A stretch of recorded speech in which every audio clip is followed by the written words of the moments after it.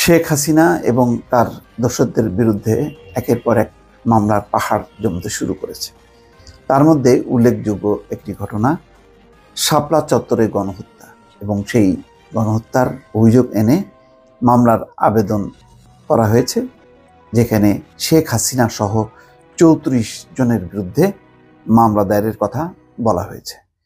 দর্শক, আপনারা জানেন সেই 2013 সালের 5ই মে বাংলাদেশের রাজনৈতিক ইতিহাসে যতগুলো বড় ধরনের গণহত্যা সংঘটিত হয়েছে তার মধ্যে এটি আরেকটি।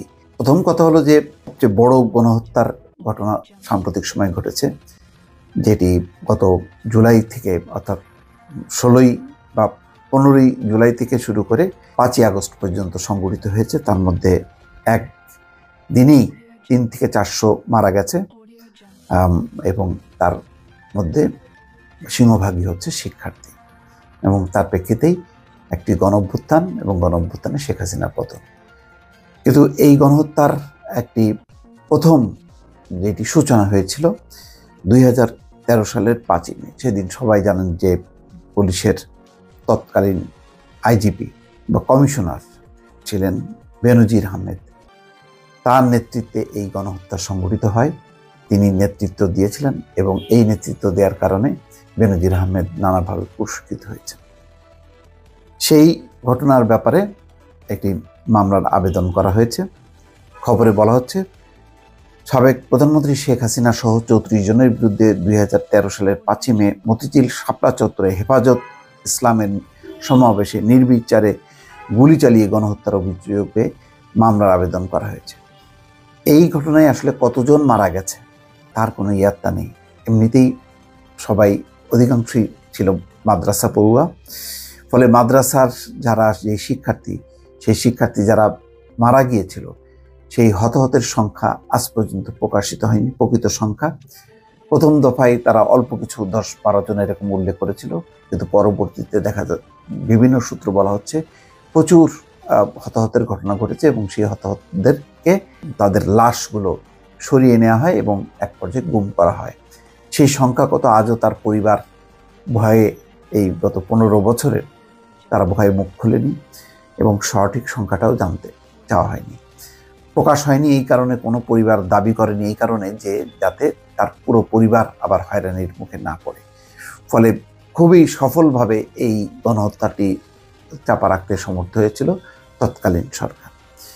রবিবার ঢাকা মেট্রোপলিটন ম্যাজিস্ট্রেট জাকি আল ফারাবির আদালতে Bangladesh people's party chairman Babul Sardar Chakhari এই মামলার আবেদন করেন। আদালত বাদীর জবানবন্দি গ্রহণ করে মতিঝিল থানাকে তদন্ত করে প্রতিবেদন দাখিলের নির্দেশ দিয়েছেন। মামলার বাদী বাংলাদেশ পিপলস পার্টির চেয়ারম্যান বাবুল সরদার চাখারি এই তথ্য নিশ্চিত করেন।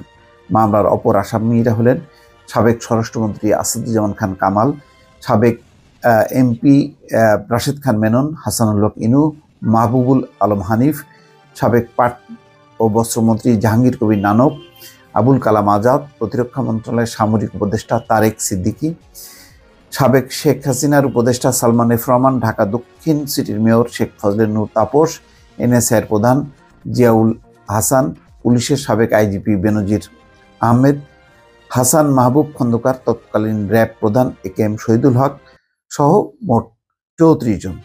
অভিযোগে বলা হয় যে আওয়ামী লীগ ও সরকারের ছত্রছায়ায় ব্লগাররা ধর্মীয় অবমাননা ও হজরত মোহাম্মদ সম্পর্কে কটূক্তি এবং বাজে মন্তব্য লেখালেখির প্রতিবাদে হেফাজত ইসলাম সরকারের কাছে 13 দফা দাবি জানায়। সরকার দাবি না মানার কারণে 2013 সালের 5ই মে মতিঝিলের শাপলা চত্বরে দাবি আদায়ের জন্য রাস্তায় অবস্থান নেয়। আসামিরা যোগসাজশে 5ই মে রাত 11টা থেকে 6ই মে ভোর পর্যন্ত রাস্তা ও বিদ্যুৎ লাইন বন্ধ করে শেখ হাসিনার মদদে পুলিশ ও আর্মি সদস্যরা সহ মিলে নিরীহ মাদ্রাসার ছাত্র ও পথচারী লোকদের উপর গণহত্যা চালায়।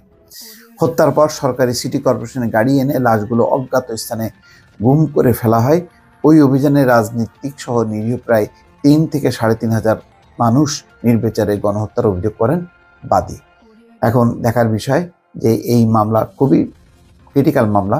এটি তদন্ত করে হতাহতের প্রকৃত সংখ্যা বের করা দুরূহ কাজ, কিন্তু এখন এই দাবি সহ আরও অনেক হত্যার ঘটনা বা অভিযোগ সেইগুলো একের পর এক মামলা চলছে প্রতিদিনই। দর্শক, এই মানে কতদিন এই অন্তর্বর্তী সরকারের এইসব মামলার যে তদন্ত, অভিযোগ গ্রহণ এবং এই বিচার কাজ, এটা একটা কঠিন সময় বলা যায়। কিন্তু যেভাবেই হোক এই হত্যাগুলোর বিচার হতে হবে এবং এটার সঠিক তদন্ত হতে হবে, এবং এটা এই সরকারের জন্য একটি বড় ধরনের চ্যালেঞ্জ। দর্শক, ভালো থাকবেন। আল্লাহ হাফেজ।